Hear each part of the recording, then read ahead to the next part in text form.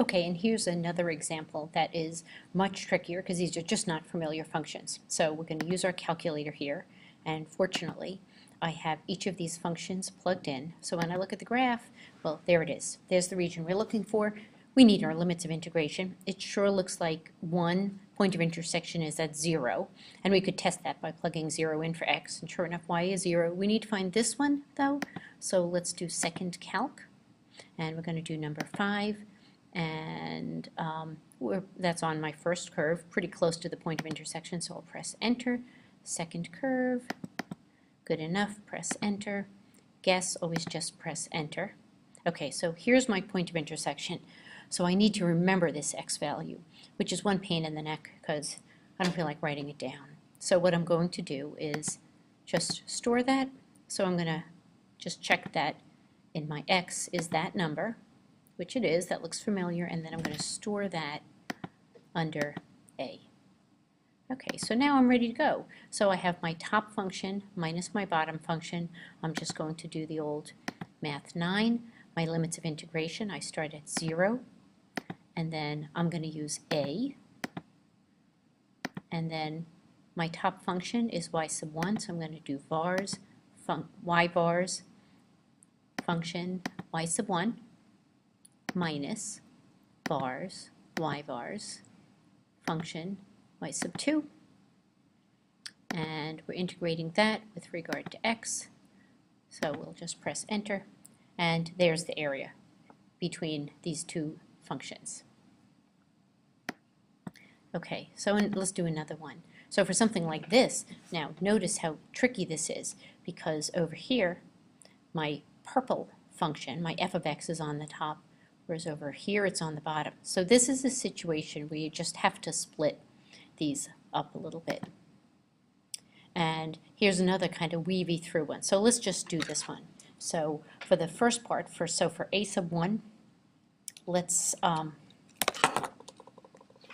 a sub 1, we need to take the antiderivative between 0 and pi over 4.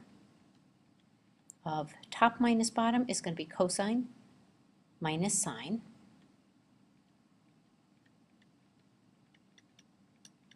dx. And for the rest, I'm going between pi over 4 and pi over 2. And I'm going to do sine of x minus cosine of x dx. So this is going to give me the pink region, this is the blue region, and then I'm just going to add them together. But something else that you might notice, they sure look like they're the same shape. And in fact, they are. So if I found this region, I could just multiply it by 2 to get the total shaded region. So let's just do that. So the antiderivative of cosine we know is sine x. The antiderivative of negative sine is cosine of x. We're looking at this between 0 and pi over 4. So if we plug in pi over 4, for sine I get 1 over root 2. For cosine I get 1 over root 2. From that I'm going to subtract. Sine of 0 is 0, cosine of 0 is 1. So this just gives me 2 over root 2 minus 1, or 2 root 2 over 2 minus 1, or just root 2 minus 1. Now, that's just this area, root 2 minus 1. Would also find this has the same area, so the total shaded area is 2 root 2 minus 2. And that's not terrible. Okay, so now let's just practice. This is the worksheet that you're going to do in class. And if I was going to slice this into rectangles, let's slice it.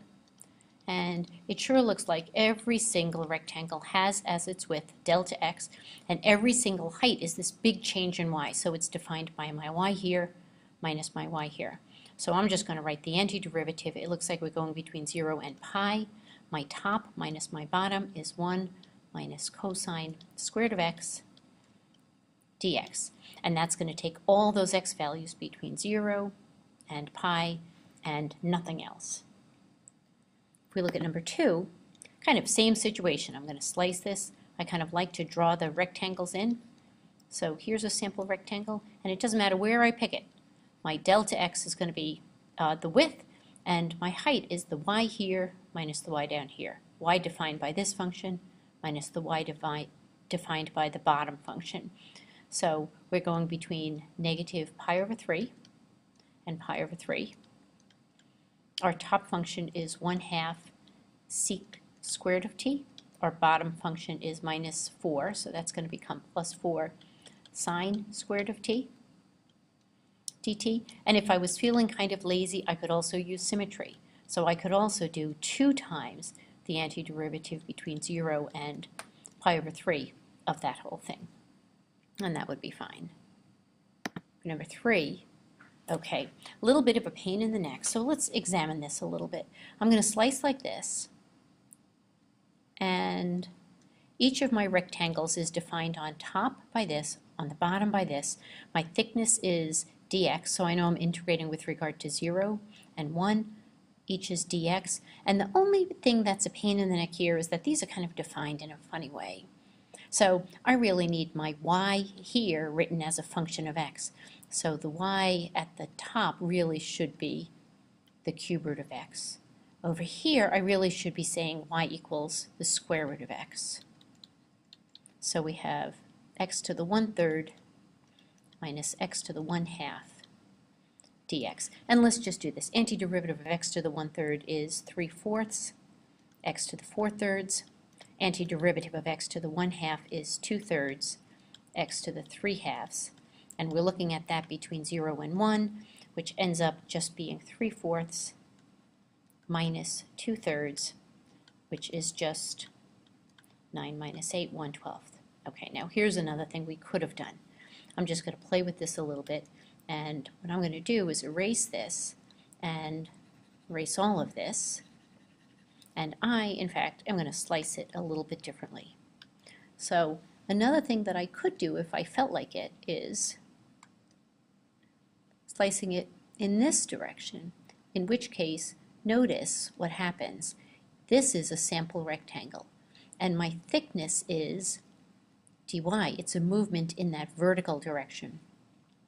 The length of each rectangle is, well, it's a movement in this direction, so that's a big delta x. So I need my x here minus my x here. Well, my x here for every one of these rectangles is defined by y squared.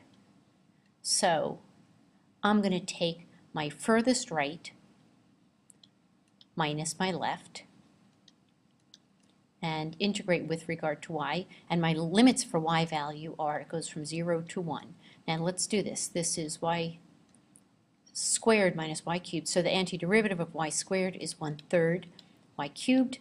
The antiderivative of y to the 4th is 1/4 y to the 4th. We're looking at that between 0 and 1, and if we plug a 1 in, we get 1/3 minus 1/4. If we plug in a 0, we just get 0, so once again, that's going to give us 1/12. Same answer. Okay, and I'm going to stop right now and let you catch up.